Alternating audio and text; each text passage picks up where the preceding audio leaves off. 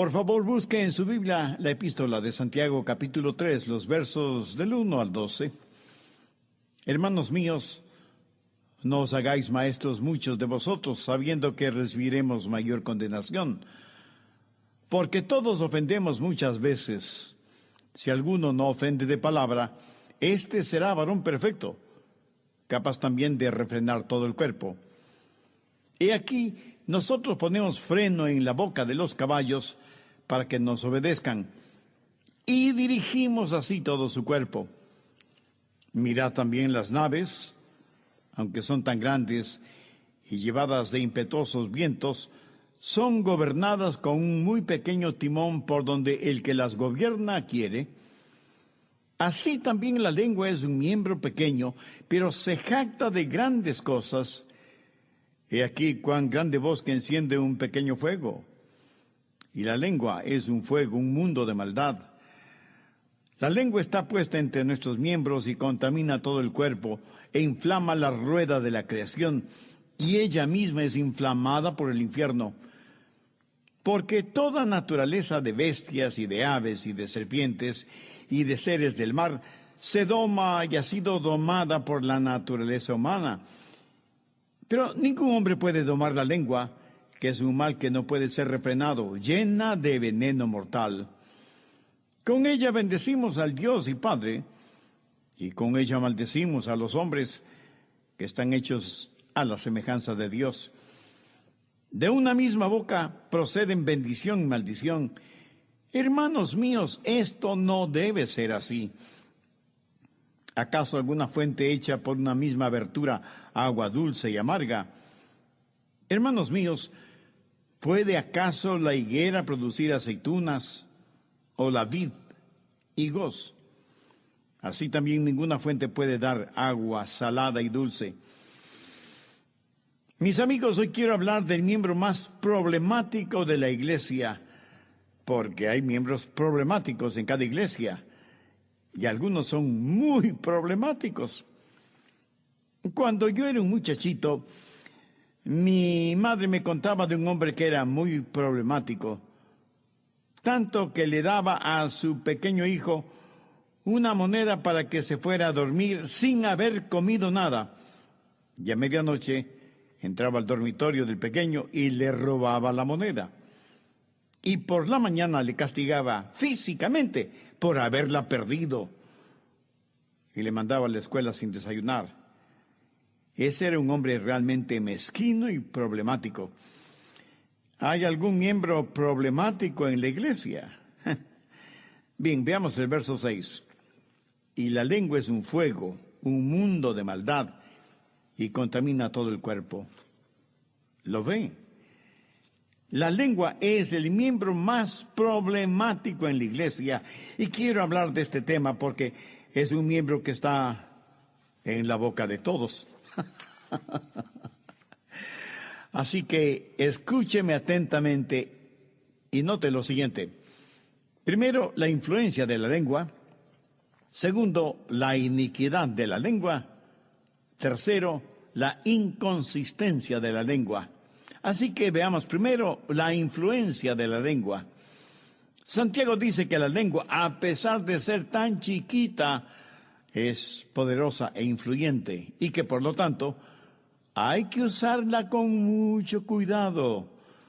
La lengua puede dirigir o destruir o deleitar.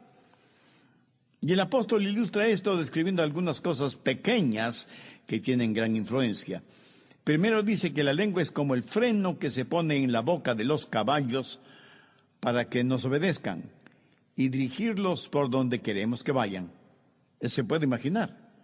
Ahí está una jovencita montada sobre un enorme y poderoso caballo, y ese pedacito de metal que ponen en la boca del caballo le permite a esa jovencita controlar a ese equino. Muchas personas tienen dificultades aprendiendo este principio. Y cuando éramos jóvenes, mi esposa y yo fuimos a Ridgecrest, en Carolina del Norte, y alquilamos caballos. Yo pensé que sería estupendo el montar a caballo, pero yo no sabía absolutamente nada sobre caballos. El caballo en el que ella estaba simplemente no quería moverse. Le dije a Joyce, Joyce, déjame mostrarte qué hacer y cómo hacerlo. Ella se bajó del caballo, yo me monté en él y de pronto el caballo salió disparado a toda velocidad. Creo que recorrimos todo el estado de Carolina del Norte. Cuando finalmente el caballo se detuvo, aprendí que los caballos tienen el freno en sus bocas y que sus orejas no servían para controlarlo. Un pequeño freno puede controlar un caballo, aunque sea un caballo muy grande. Santiago está diciendo que una palabra, solo una pequeña palabra, puede controlar a veces el destino de un ser humano. Después de que un pastor predicó el mensaje de la palabra de Dios en una iglesia, un hombre joven se le acercó y le dijo, pastor, quiero agradecerle por haberme guiado a los pies de Cristo. El pastor le miró y no le reconoció, por lo que le dijo, lo siento, no creo que le conozco. ¿Podría explicarme?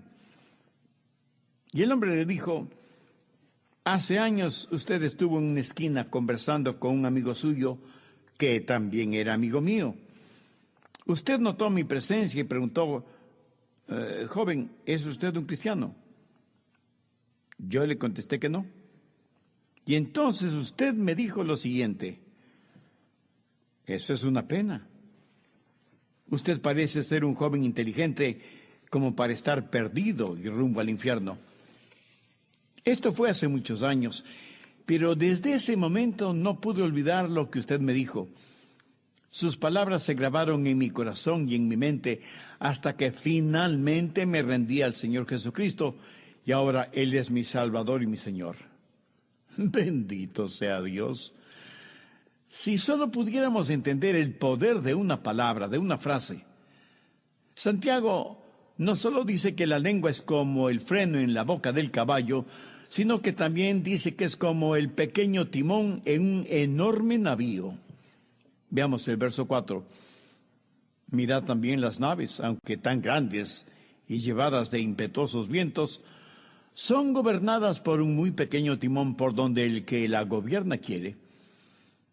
Y lo que el apóstol está diciendo es que nuestras palabras son muy poderosas. El poder de las palabras y el poder de la oratoria son increíbles. El doctor Robert G. Lee, evangelista en otras épocas pasadas, era conocido por su poderosa y carismática oratoria. Y pienso en todas las vidas que él bendijo al traerlas a los pies de Jesús. Pero pienso también en Adolfo Hitler y sus palabras demagógicas e infernales que motivaron a toda una nación a la locura de la Segunda Guerra Mundial por creer que era de una raza superior. Santiago dice que nunca hay que subestimar el poder de la lengua porque, aunque pequeña, es sumamente poderosa. La tercera ilustración que usa está en el verso 5. Así también la lengua es un miembro pequeño, pero se jacta de grandes cosas. Y aquí, cuán grande bosque enciende un pequeño fuego. Se dice que solo se necesita una chispa para provocar un incendio. Y Santiago dice que la lengua es como esa chispa. Un incendio no tiene que ser necesariamente enorme para hacer daño. Allá por el año 1871, la señora O'Leary estaba ordeñando su vaca en un establo en Chicago. La vaca pateó la linterna de querosín y de inmediato la paja del establo se prendió. La señora O'Leary no pudo controlar el fuego. Cuando con la ayuda de bomberos y voluntarios el fuego fue finalmente controlado, casi 18,000 edificios en Chicago fueron consumidos por las llamas. Cerca de 300 personas perecieron y más de 100,000 personas se quedaron sin hogar. Un pequeño fuego puede transformarse en un terrible incendio. Unas pocas palabras mal usadas pueden traer devastación y destrucción. Las palabras son como fuego, y el fuego puede ser un estupendo siervo, pero el fuego es un pésimo maestro. El fuego nos puede calentar o nos puede quemar. Las palabras pueden bendecirnos o maldecirnos. Pueden apaciguar un corazón o llenarlo de odio. Las palabras siempre producen una reacción en cadena. Veamos una situación hipotética. Aquí tenemos a un hombre. Lo llamaremos el señor Chispas. Él es un ejecutivo y ha estado administrando un negocio por mucho tiempo. Él está orgulloso de cómo maneja el negocio. Él es muy puntual y controla prácticamente todo lo relacionado con la empresa. Un día el señor Chispas, almorzando con otros ejecutivos en un club campestre, se da cuenta que está retrasado 10 minutos para llegar a la oficina. Así que se despide apresuradamente, sube a su poderoso auto deportivo y en la carretera va casi a 200 kilómetros por hora. Por supuesto, una patrulla policial lo detiene y el policía, mientras rudamente le dice que es irresponsable el manejar a esa velocidad, escribe la papeleta con la multa correspondiente. El señor Chispas está furioso. Airadamente le dice al policía que por qué más bien no se dedica a atrapar a ladrones, a delincuentes, a narcotraficantes, en vez de molestar a buenos ciudadanos que, aunque manejen por sobre el límite de velocidad, lo hacen de una manera segura. Cuando el señor Chispas llega a la oficina, todavía está de mal humor. Llama a su director de ventas y le pregunta: Pérez, ¿lograste finiquitar el contrato que te di? No, señor. Perdimos ese contrato. ¿Cómo que perdimos ese contrato? ¿No sabes todo el dinero que ese contrato significa para la empresa? ¿No sabes que ese contrato puede abrir todo un nuevo campo de desarrollo para nosotros? Pérez, quiero que entiendas algo. Tú has estado con nosotros por casi 20 años, pero no eres irreemplazable. Así que anda y consigue ese contrato o te reemplazaremos. Ahora es Pérez quien está furioso y entre dientes murmura: viejo manda más, no hace nada aquí, solo es una figura decorativa. Yo soy el que ha conseguido la mayor parte de contratos para la empresa. Yo soy el que asegura todos los negocios en esta compañía. Sin mí esto se vendría al suelo. Qué descaro el amenazarme con el despido. Y Pérez llama a su secretaria por el intercomunicador.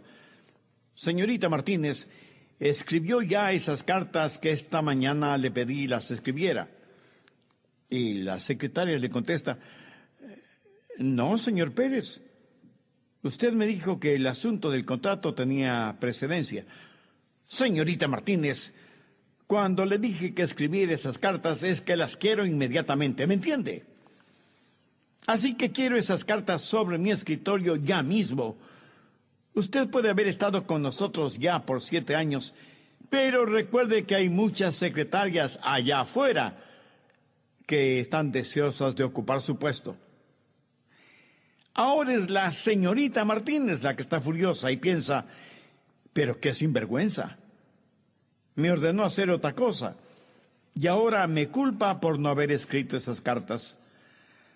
Luego va donde su compañera que atiende el conmutador telefónico y le dice: y Carmen, necesito que me ayudes mecanografiando algunas cartas. Así que por el momento deja de hacer lo que estás haciendo. Después de todo, casi no tienes nada que hacer, excepto contestar las pocas llamadas telefónicas. Nosotras llevamos toda la carga del trabajo, y si no me puedes ayudar, encontraré a alguien más que pueda hacerlo. Y ahora Carmen es la que está furiosa y piensa: ¿se pueden imaginar? Todo lo que ella hace en la oficina es conversar y tomar café, mientras yo contesto todas las llamadas telefónicas. Nadie puede manejar estos teléfonos como yo. Sin embargo, soy la que menos gano y eso no es justo.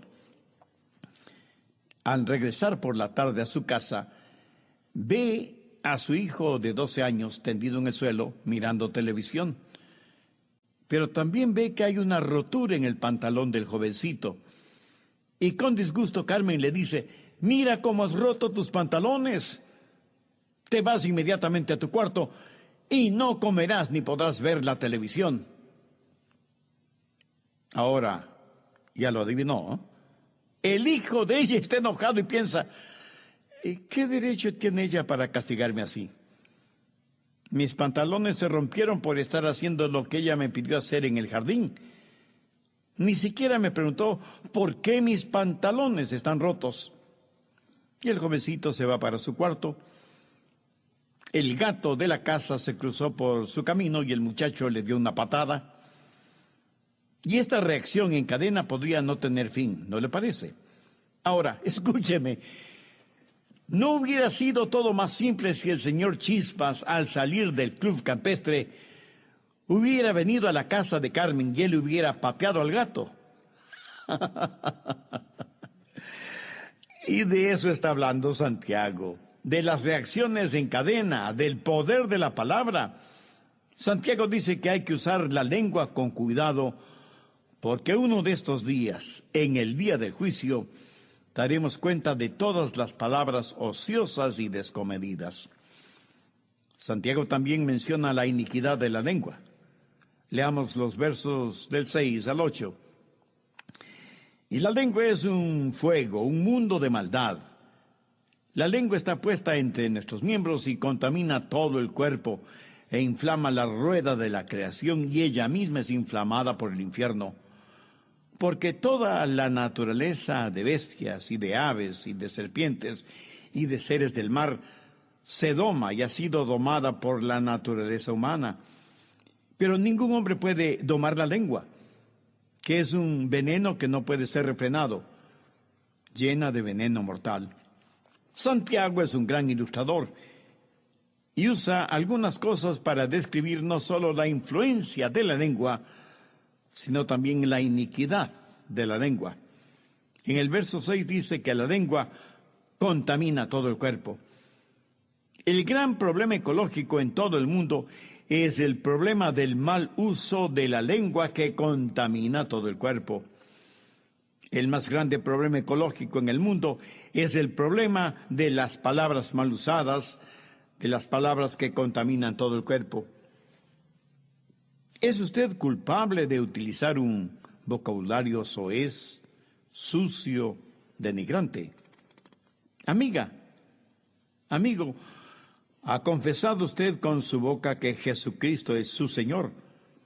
Porque, como dice la Biblia, con el corazón se cree para justicia, pero con la boca se confiesa para salvación. En nuestros días algunos tienen la idea de que la libertad de expresión significa abrir la boca y dejar que por ella salga toda la basura que hay en la mente y en el corazón. Santiago dice que la lengua contamina, deshonra, ensucia. Tenga cuidado con las lenguas, que no son más que canales de la podredumbre del infierno. Pero la lengua no solo contamina, sino que en su fuego voraz lo reduce todo a cenizas. Mire nuevamente lo que dice el verso 6. Y la lengua es un fuego, un mundo de maldad. La lengua está puesta entre nuestros miembros y contamina todo el cuerpo e inflama la rueda de la creación, y ella misma es inflamada por el infierno.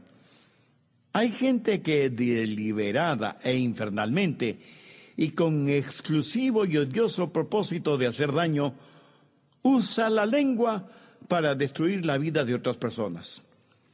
Busque Proverbios 16, los versos 27 y 28. El hombre perverso cava en busca del mal, y en sus labios hay como llama de fuego.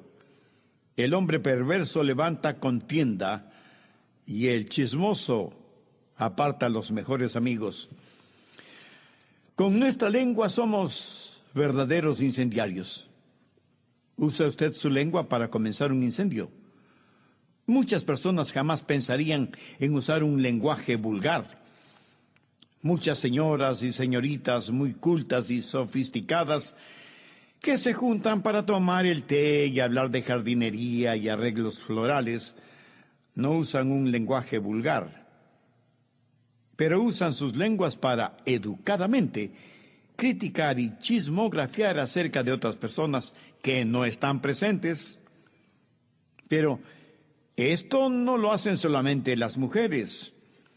Los hombres también pueden ser tremendamente chismosos. De hecho, en esto de ser chismosos, algunos hombres son mejores que las mujeres. Oí de una señora que iba por la calle luciendo un vestido absolutamente blanco y que sin darse cuenta por alguna razón se apoyó en una pared que recién había sido pintada con un grafiti de una serpiente con la lengua bifurcada. Esa pintura ahora estaba en la espalda de su vestido.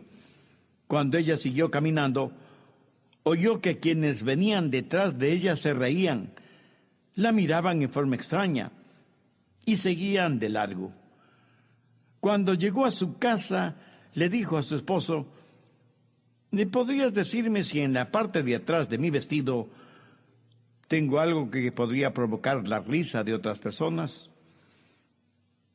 Él miró y le dijo: no, querida, no hay nada que no seas tú misma.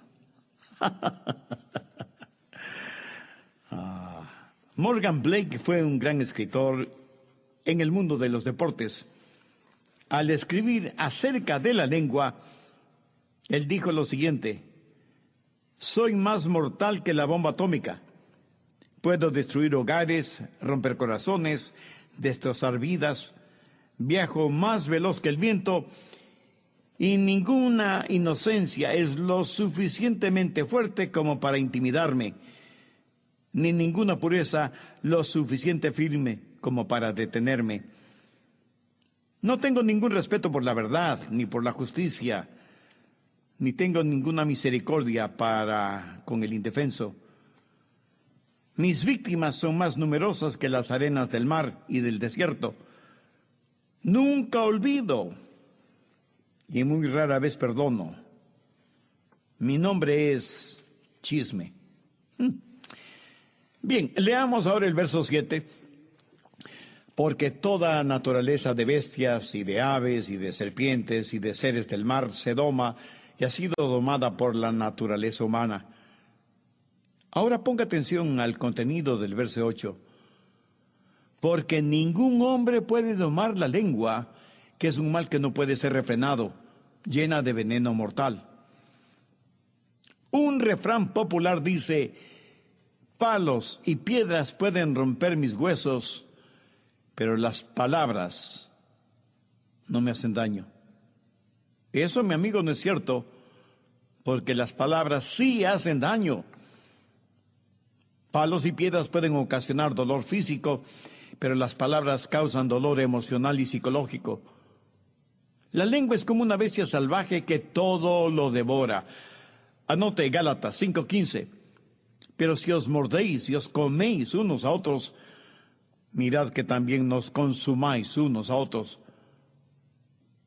¿No es esto algo extraño como para haber sido escrito a los creyentes y por parte del apóstol Pablo? Porque aquí, evidentemente, Pablo habla de canibalismo cristiano, consumirse unos a otros como animales feroces.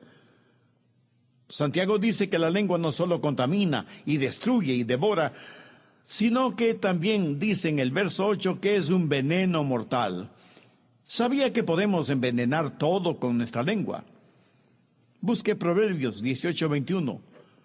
La muerte y la vida están en poder de la lengua. Y tal vez alguno de ustedes me pregunte: pastor, ¿qué quiere decir ese proverbio? Escúcheme. Con su lengua usted puede asesinar el carácter de una persona.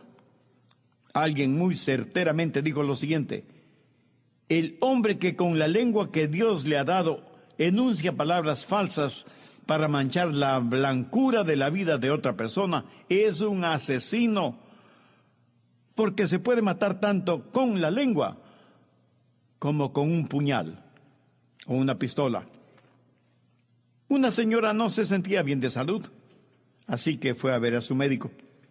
El doctor, después de varios exámenes y pruebas de laboratorio, le dijo: mi querida señora, me apena tener que informarle que usted está infectada con rabia. Ella quedó asustada y sorprendida. Pero después de breves segundos sacó de su cartera una libretita para tomar notas y un lápiz y comenzó a escribir algo. El doctor, intrigado, le preguntó: ¿qué está haciendo? Escribiendo su último testamento. Y ella, sin dejar de escribir, le respondió: no, doctor, estoy haciendo una lista de las personas a quienes voy a morder. Sí, mi amigo, mi amiga, hay personas así de malas. Un gran líder de la Iglesia Alianza Cristiana y Misionera en épocas pasadas dijo: prefiero jugar con un peligroso rayo en una tormenta o tomar con mis manos desnudas alambres con corriente de alta tensión que hablar negligentemente contra un hijo o una hija de Dios. Creo que en términos generales todos somos culpables de alguna vez haber hablado mal en contra de alguien, ¿verdad? Una palabra descomedida contra un hijo o una hija de Dios, o el lanzar un dardo verbal venenoso contra un creyente, parece ser el deporte favorito no solo de los inconversos, sino aún entre cristianos. ¿Utiliza usted su lengua para envenenar la vida de otras personas? Entonces le advierto que un día todos estaremos frente al trono de Dios Todopoderoso. Será el día del juicio, y ahí daremos cuenta de cada palabra, y por nuestras palabras seremos justificados o condenados. Tenemos entonces primero la influencia de la lengua, segundo la iniquidad de la lengua y en tercer lugar la inconsistencia de la lengua. Y aquí hay un gran problema. Muchos de nosotros somos seguramente miembros de una iglesia y amamos al Señor Jesucristo, y sin embargo somos inconsistentes en nuestra vida cristiana. Santiago descubrió esto en la naciente iglesia neotestamentaria y ha sido una triste verdad a través de la historia de la iglesia. Veamos Santiago 3, desde el verso 9. Con ella, o sea, con la lengua, bendecimos al Dios y Padre, y con ella maldecimos a los hombres que están hechos a la semejanza de Dios. De una misma boca proceden bendición y maldición. Hermanos míos, esto no debe ser así. ¿Acaso alguna fuente hecha por una misma abertura agua dulce y amarga? ¿Puede acaso la higuera producir aceitunas o la vid higos? Así también ninguna fuente puede dar agua salada y dulce. Aquí el apóstol está hablando de aquellos que son inconsistentes en cómo usan la lengua. Dicen que esa inconsistencia es imposible en el mundo natural, en el mundo físico. Es una imposibilidad que de una misma fuente se pueda obtener agua salada y agua dulce. Además pone como ejemplo el árbol de higos, que es imposible que dé aceitunas. Si el agua es amarga, todo el agua del pozo será amarga. Si el agua es dulce, todo el agua del pozo será dulce. Hay una correspondencia lógica entre el árbol y su fruto. La higuera da higos, la vid da uvas, y el árbol de olivas produce aceitunas. Y Santiago dice que lo que es imposible en el mundo físico no debe ser lo contrario en el mundo espiritual. Es impropio el ir a la iglesia para alabar a Dios y salir de la iglesia para criticar a los hombres. Esto no debe ser así. Es increíble lo que sucede después de la bendición final en algunas iglesias. Vamos desde la gloria espiritual al chisme terrenal, desde el creer hasta la crítica, desde la devoción hasta la depravación. Esto no debe ser así. Una niña pequeña se sentó en las piernas de su papá y poniendo sus bracitos alrededor del cuello de su padre, le abrazó fuerte y cariñosamente. Pero mientras le abrazaba, ella vio a su pequeño hermanito jugando en la alfombra. Ella tenía un resentimiento contra su hermanito Así que cuando el pequeñín la miró, ella le hizo muecas y le sacó la lengua. La madre, que había estado observando todo, le dijo a su hija: hija, deja de abrazar a tu padre. No puedes estar demostrándole amor y al mismo tiempo demostrando resentimiento contra tu hermanito. He ahí una madre muy sabia, ¿no le parece? De esto precisamente es de lo que está hablando Santiago, que no podemos bendecir a Dios y maldecir a los hombres al mismo tiempo. Ahora entienda lo siguiente: maldecir a los hombres no significa echarles una maldición. Usted maldice a los hombres cuando les critica, cuando dice falsedades en contra de ellos, cuando les deshonra. Y Santiago dice que si usted ama a Dios, ese amor tiene que ser reflejado en la forma que usa sus palabras con otros. La cosa más dulce sobre la tierra es una congregación en donde la gloria de Dios es evidente en cada uno de sus miembros, en donde el amor de Dios no solo es demostrado en obras y acciones, sino en la forma como nos tratamos verbalmente. Y como esto no es una cosa común y corriente en las iglesias ni en sus miembros, esa es la razón por la que estoy compartiendo con ustedes este mensaje, como medicina espiritual preventiva. Esta medicina no es de mi invención, sino que la encontramos en las páginas de la Biblia. Después de haber predicado un mensaje en una iglesia, una hermana se me acercó y me dijo: pastor, ¿por qué estuvo predicándome a mí? Y yo le contesté: mi querida hermana, yo estuve disparando mi rifle de perdigones en una cueva. Si usted estuvo en esa cueva, ese ya no es asunto mío. No en vano la Biblia dice en Hebreos 4:12, porque la palabra de Dios es viva y eficaz, y más cortante que toda espada de 2 filos, y penetra hasta partir el alma y el espíritu, las coyunturas y los tuétanos, y discierne los pensamientos y las intenciones del corazón.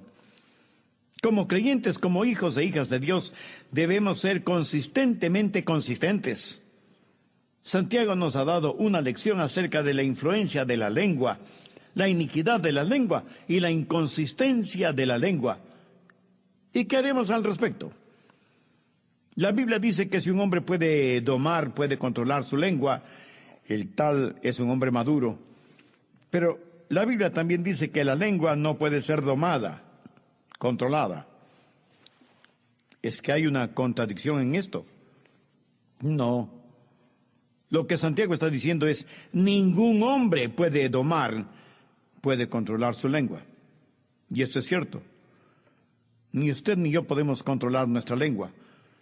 Aparte de la ayuda del Espíritu Santo, tratar de controlar nuestra lengua por nosotros mismos es como tratar de que la dinamita no explote en el infierno. Verá, en Mateo 12:43 leemos: porque de la abundancia del corazón habla la boca. Y a esto hace referencia Santiago. Lo que está en la raíz del árbol se mostrará en el fruto que dé ese árbol. Lo que está en el fondo del pozo se hará visible en el agua de ese pozo. Y el apóstol dice que si realmente controlamos nuestra lengua, debemos controlar nuestro corazón, porque aunque es verdad que el freno controla al caballo, hay alguien en control de las riendas del caballo. Y aunque es el agua la que controla el barco, hay alguien que está en control del timón. O es usted mismo, o es el Espíritu Santo. La única manera de tener paz en su hogar es controlando su lengua, controlando lo que dice. Y la única forma de controlar su lengua es naciendo de nuevo. Y solo cuando usted nazca de nuevo, no solo que será salvo, sino que será lleno del Espíritu Santo. Ningún hombre por sí mismo puede domar, puede controlar la malvada lengua. Ningún hombre puede salvarse a sí mismo. Dios, y solo Dios, puede limpiar nuestro corazón y domar nuestra lengua. Cuando usted entrega su corazón al Señor Jesucristo, Su lengua será controlada, será domada por el bendito Espíritu Santo, porque de la abundancia del corazón habla la boca.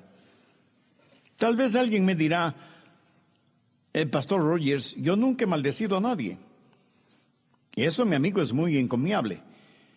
Pero permítame preguntarle, ¿ha utilizado su lengua para bendecir a Dios? Porque no maldecir a los hombres es solo la mitad de la ecuación. La otra mitad es bendecir a Dios.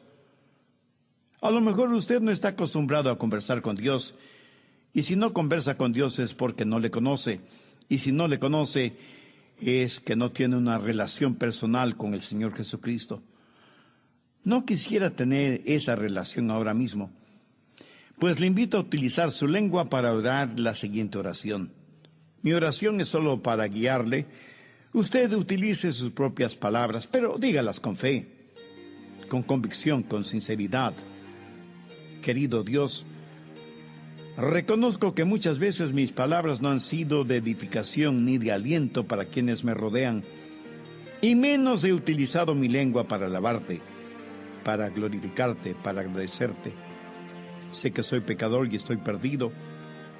Por eso vengo a ti para implorar tu gracia y misericordia. Amado Señor Jesús, tú no moriste en el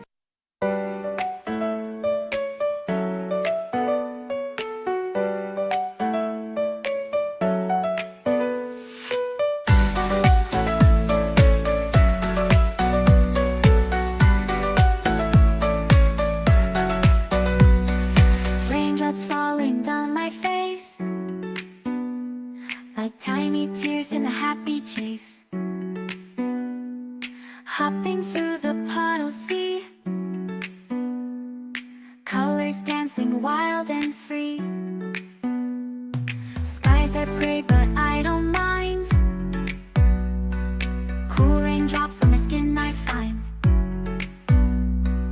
Kicking off my Saturday, watch the clouds just drift away. Rainbow in the rain, what a sight. Colors shining oh so bright. Dancing in the streets, so bright. Everything will be alright.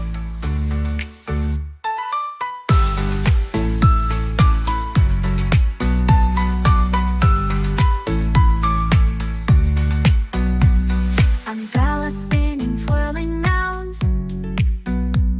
A colorful halo on the ground. Music playing on the sand. Skipping beats, the heart will sway. Feel the world come out to play. Lightning cracks, but don't you fear. Magic shines when skies are clear.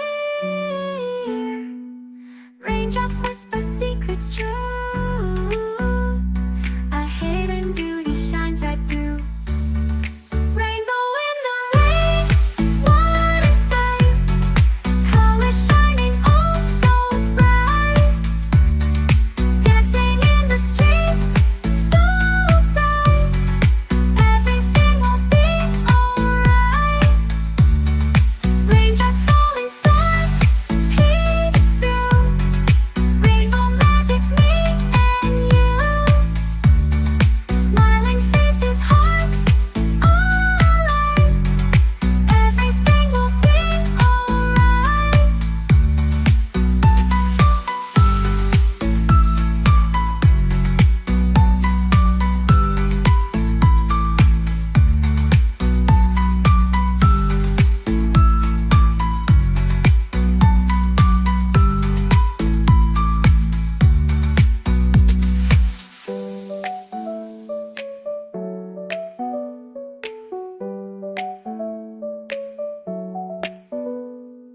Raindrops falling, sun peeks through.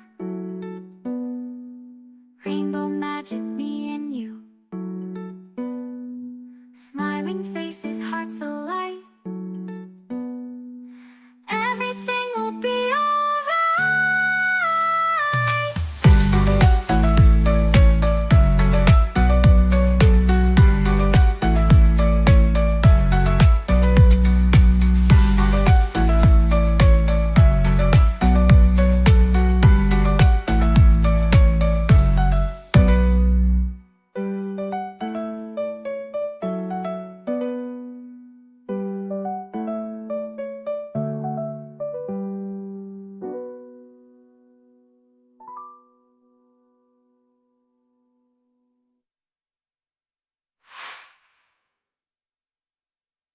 Calvario como un mártir, sino como mi Salvador, pagando con tu propia vida el precio de la culpa de mis pecados.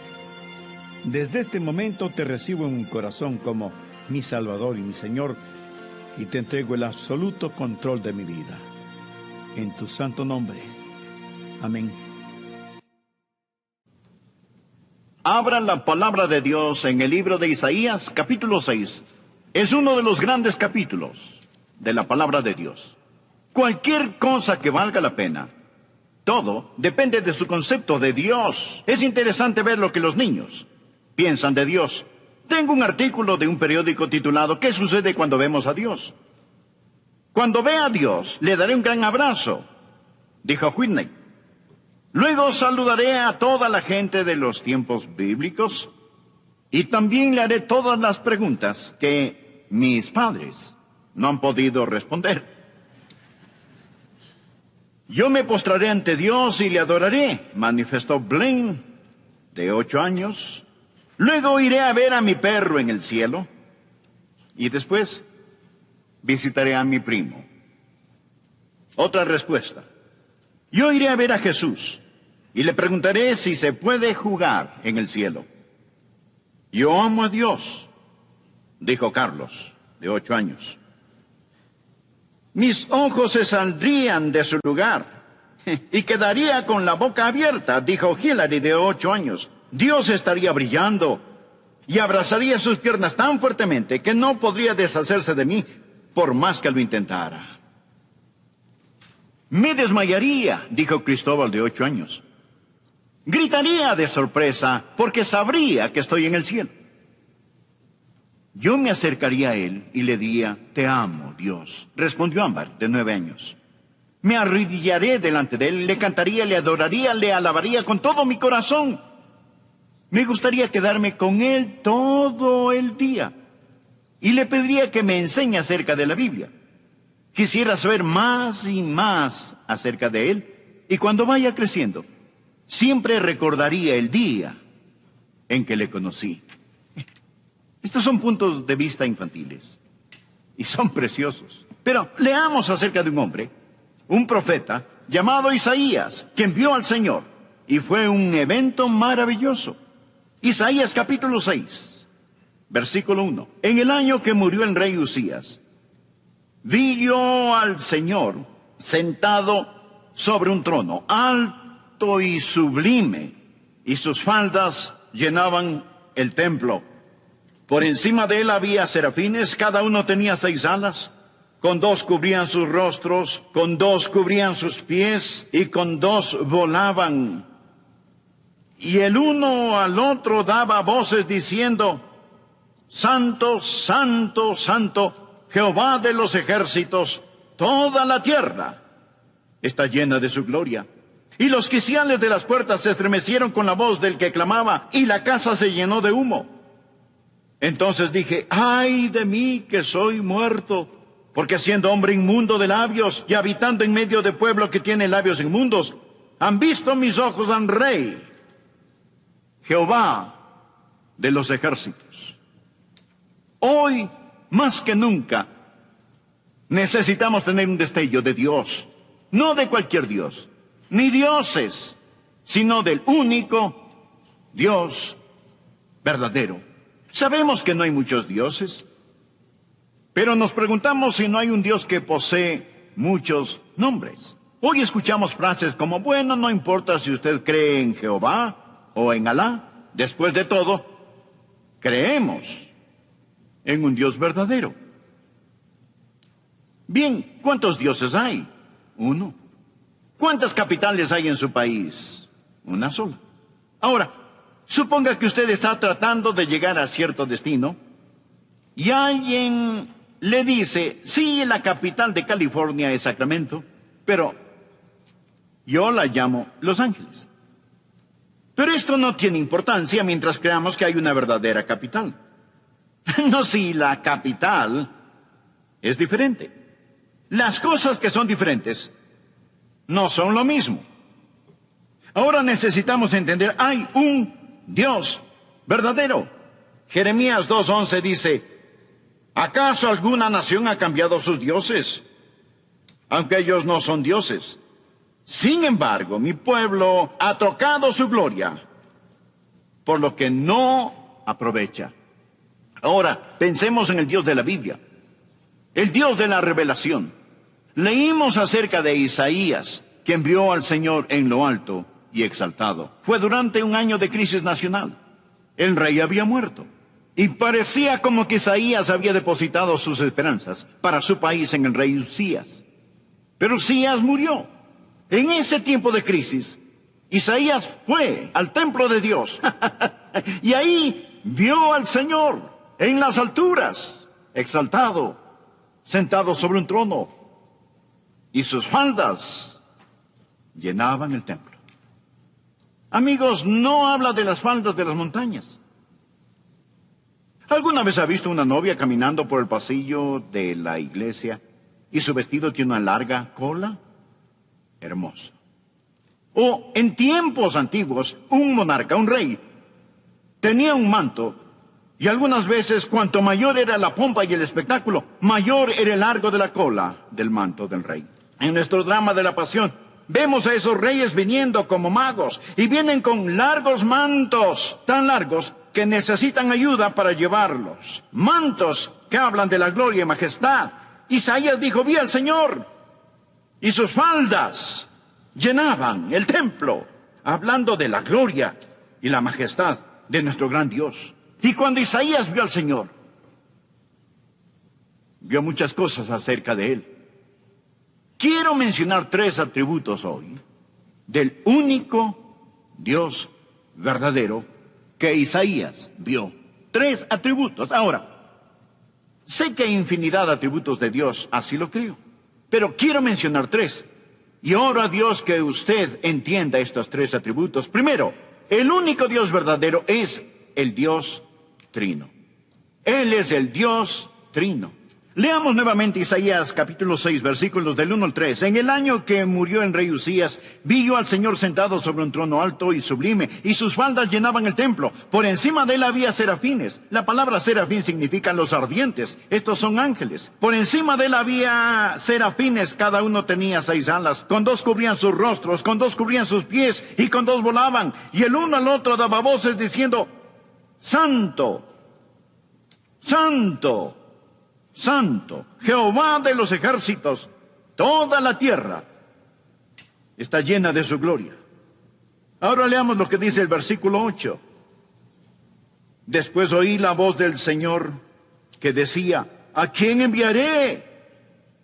¿Y quién irá por nosotros? Por favor, note esta frase, ¿a quién enviaré? ¿Y quién irá por nosotros? Entonces respondí yo, heme aquí, envíame a mí. Ahora, Isaías ha tenido una visión del Dios Trino. Y no solo del único Dios verdadero, sino del Dios en 3 personas. Este es un gran distintivo cristiano. Tal vez el más difícil concepto de comprender, seamos creyentes o no. La idea de que nuestro Dios, el único Dios verdadero, se ha revelado en 3 personas. La negación de la Trinidad es el origen de muchas herejías. Por ejemplo, el unitarismo. Los unitarios no creen en la Trinidad.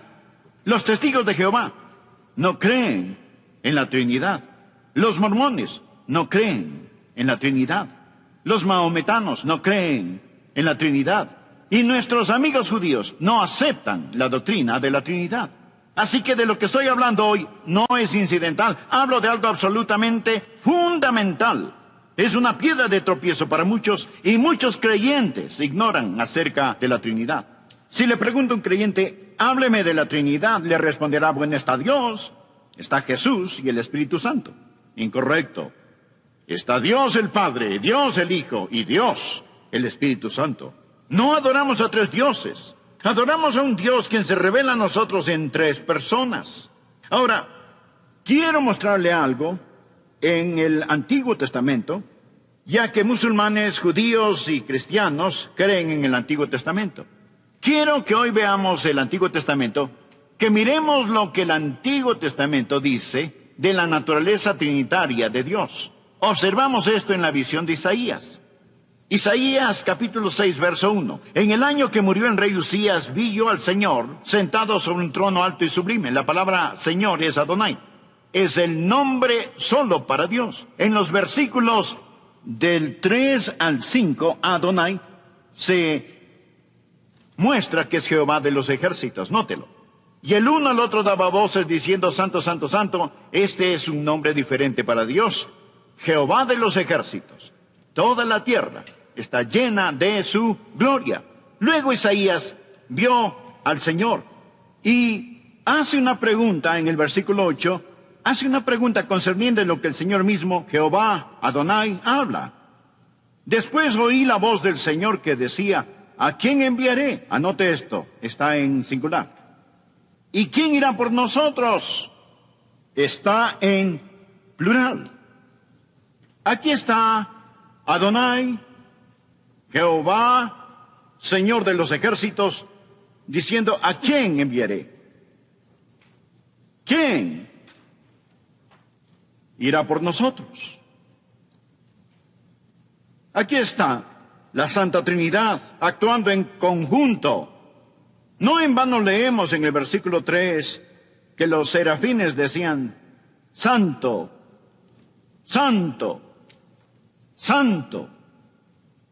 Santo es el Padre, Santo es el Hijo, Santo es el Espíritu.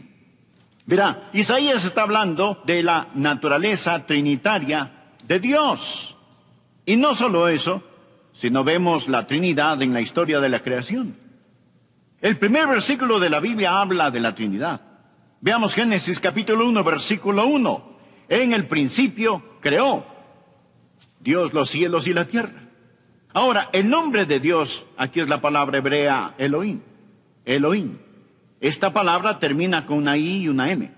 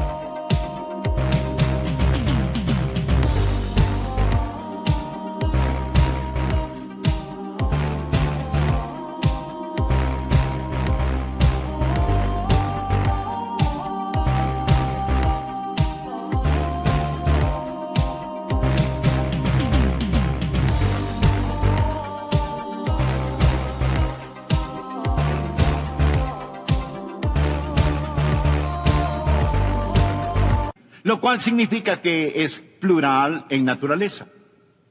Puede ser traducido dioses, pero los traductores de las Escrituras sencillamente dicen Dios. En el principio, Elohim es un término plural. Por ejemplo, leemos en Isaías capítulo 6 de los serafines, que en el original termina en IM. Aquí Dios posee la misma terminación. Aquí Dios es Elohim. Y en el principio Elohim creó los cielos y la tierra. No tres dioses, sino el único Dios que es plural en su naturaleza.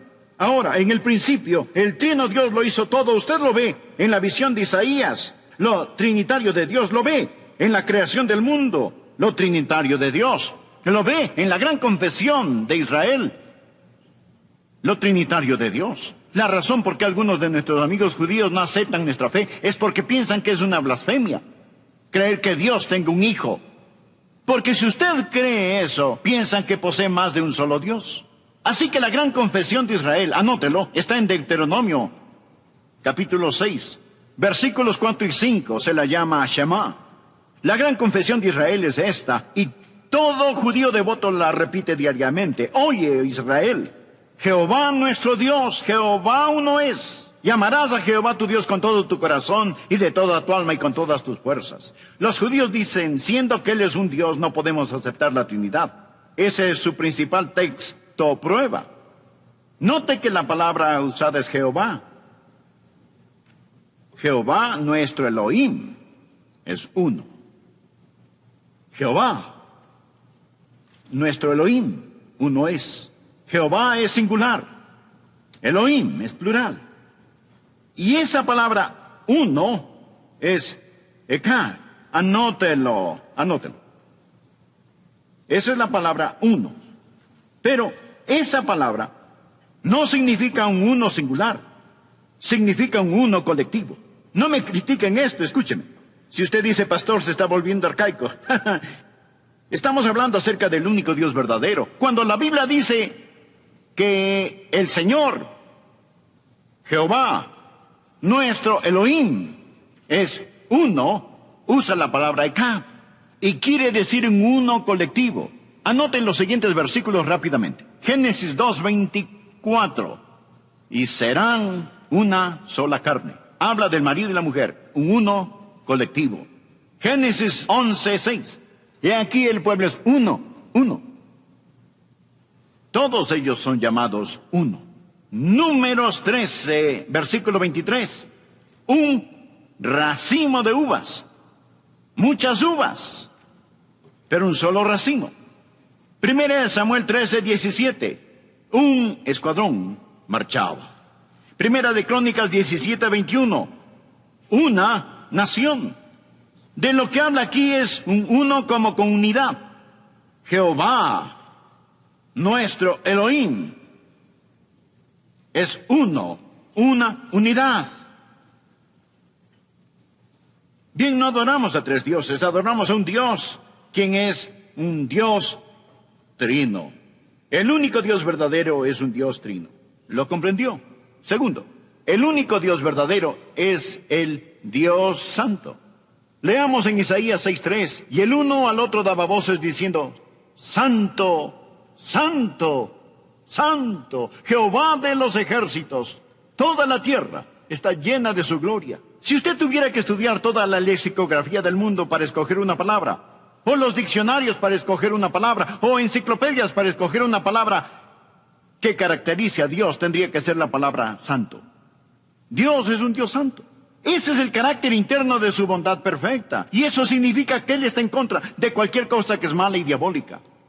Hay una historia acerca del expresidente estadounidense Calvin Coolidge, quien era un hombre de pocas palabras. Un día fue a la iglesia, su mujer se quedó en casa. Cuando regresó, ella le preguntó, ¿fuiste a la iglesia? Sí, respondió él. ¿Y predicó el pastor? Sí. ¿Qué predicó? Del pecado. ¿Y qué dijo? Que él está en contra del pecado. Dios también. Dios también. Dios es santo. Eso significa que Dios castigará el pecado. Usted no rompe las leyes de Dios. Usted no rompe los 10 mandamientos. Ellos permanecen. Usted se rompe en los 10 mandamientos. Un hombre que trate de romper las leyes de Dios es golpeado, derrotado antes de empezar. Usted salta de un edificio y dice, voy a romper la ley de la gravedad. No, usted no la rompe, la demuestra. Usted se rompe. Usted se rompe. Si usted es un glotón y come todo lo que ve y dice que rompe las leyes de salud, usted será el que se rompa. Usted será el que se rompa. Usted en verdad no puede romper las leyes de Dios porque aunque las desobedezca y en un sentido las rompa, lo que hace es ponerse al lado del pecado. Y Dios, que es santo, estará siempre en contra del pecado. Los serafines son seres angelicales. De lo que conozco, este es el único lugar en la Biblia en que se los menciona. Y son criaturas con 6 alas, con 2 se cubren los ojos, porque Dios es demasiado santo como para que los ángeles le contemplen y cubren sus ojos. Con las otras 2 se cubren los pies. Están avergonzados de estar ante su presencia. Y con las otras 2 vuelan para servirle. Uno de estos ángeles trajo un carbón encendido del altar. Y ya vamos a ver. Así que ellos están observando y están de pie. Están sirviendo, envueltos en estas alas que tienen. Y mientras vuelan alrededor del trono dicen, Santo, Santo, Santo, Jehová de los ejércitos. Este es el mensaje que falta en nuestro mundo actual. Pensamos en Dios como un abuelito glorificado. El hombre de arriba. Él es el 3 veces santo Dios de Israel. Y usted no tendrá un real concepto de Dios hasta que no vea la naturaleza trina de Dios, hasta que no vea que Él es el trino Dios, Él es el Dios santo. Debo terminar. El tercero y maravilloso atributo es, Él es el Dios Salvador. Él es el Dios Salvador. La respuesta para la nueva era es el nuevo nacimiento. El nuevo nacimiento. Leamos Isaías capítulo 6, versículos 5 y 8. Dice, entonces dije, ¡ay de mí, que soy muerto! Recientemente estuve estudiando el capítulo 5 de Isaías, y allí se mencionan 6 diferentes ayes. Él está condenando el pecado, está denunciando el pecado aquí, el pecado allá, el pecado más allá, aquí, allá y más allá. Y dice, ¡ay! Ante esto, ante lo otro y ante lo demás allá, ¡ay esto! Y entonces, ve al Señor. Y Él clama, ¡ay de mí! Si usted se autojustifica, si señala con su dedo acusador a otras personas, si condena el pecado en los demás y no se humilla delante de Dios, usted tiene un problema muy serio. Ahora Isaías dijo, ¡ay de mí, que soy muerto! Porque siendo un hombre inmundo de labios y habitando en medio del pueblo que tiene labios inmundos, han visto mis ojos al Rey, Jehová de los ejércitos. Y voló hacia mí uno de los serafines, teniendo en su mano un carbón encendido tomado del altar con unas tenazas, y tocando con él sobre mi boca, dijo, he aquí que esto tocó tus labios, y es quitado tu culpa, y limpio tu pecado. Después oí la voz del Señor que decía, ¿a quién enviaré? ¿Y quién irá por nosotros? Isaías respondió, envíame a mí. Verá, aquí estaba la respuesta al pecado de Isaías. Hay un cuento de un huevo en una pared. Y este huevo de la pared cayó. Y ni todos los súbditos del rey pudieron componer al huevo que se rompió. Hay mucha teología en esta rima infantil. Usted no puede reparar un huevo roto, ni puede reparar una vida rota, pero Dios puede. El Señor Jesús puede. Cuando usted asiste a una iglesia, no va a escuchar un mensaje, sino encontrarse con Dios. Y para dar gracias a Dios que existe un camino. ¿Y cuál es el camino? Uno de los serafines se acercó al altar, donde se ofrecían los sacrificios de sangre. Y ponían ese sacrificio sobre el altar. Y la sangre de ese sacrificio caía gota a gota sobre los carbones encendidos. Y era consumido. El serafín se acerca al altar con unas tenazas, toma un carbón encendido y lo pone sobre los labios de Isaías y le dice, tu culpa es quitada y limpio tu pecado. Ese es el Dios a quien servimos. Amigo, todo esto es una profecía y un cuadro de la sangre de Jesucristo, el Hijo de Dios, que nos limpia de todo pecado, porque sin derramamiento de sangre no se hace remisión de pecados.